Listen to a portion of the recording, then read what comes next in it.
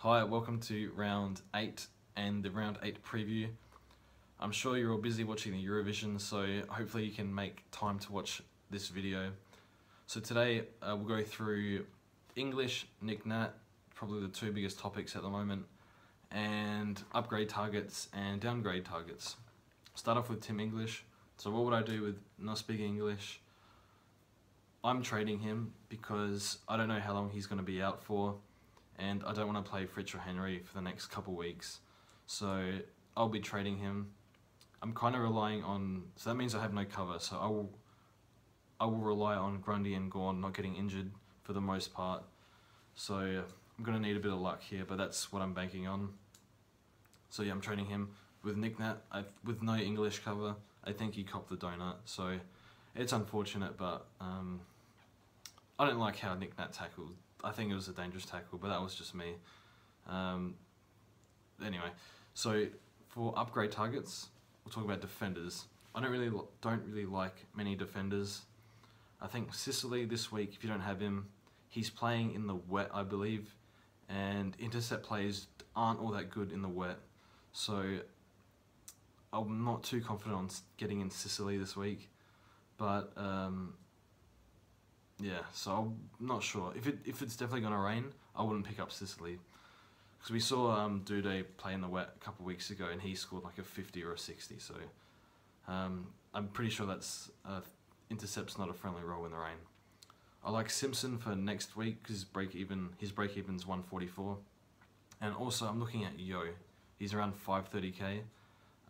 Maybe that's a little bit too much, but we'll wait and see. Hopefully he drops a little bit in the near future. So for the defenders, I don't like any upgrades here. In the midfield, I like two options, Matt Crouch and Oliver Clayton. I like Matt Crouch. Hopefully his hamstring's not dodgy because he's never really been an injury-prone player. So I'll be getting Matt Crouch in either this week or next week.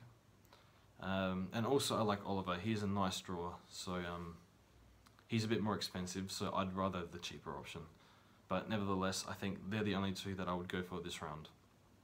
For the ruckman, I think it's just Brody Grundy. If you want to trade Nick-Nat to Brody Grundy, you could do that. I'm not sure that's worth it, but Grundy, he hasn't dropped below 95 all year, and he's pumped out a couple 130 plus scores. So if you're looking for a ruckman, you might as well go with the second best ruckman, scoring ruckman, which is Brody Grundy.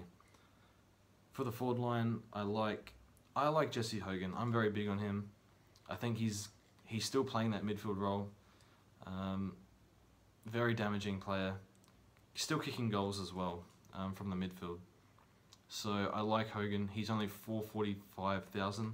So it'll be either Matt Crouch or Jesse Hogan that I trade in.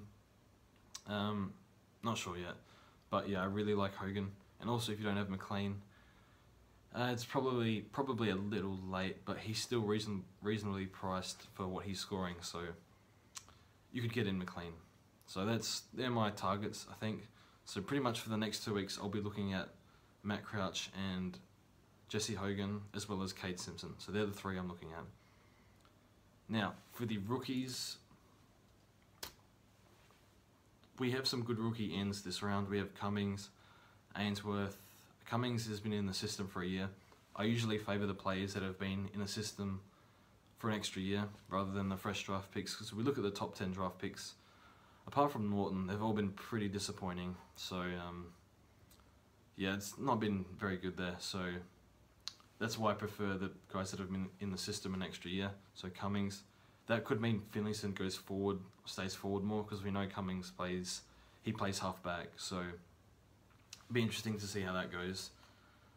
You could trade out Finlayson if you want, but I'm going to hold him because even if he plays forward, he looked pretty good. He can take a contested mark or two, so holding on Finlayson. For downgrades, I think just Spargo for me. I don't mind Ronk.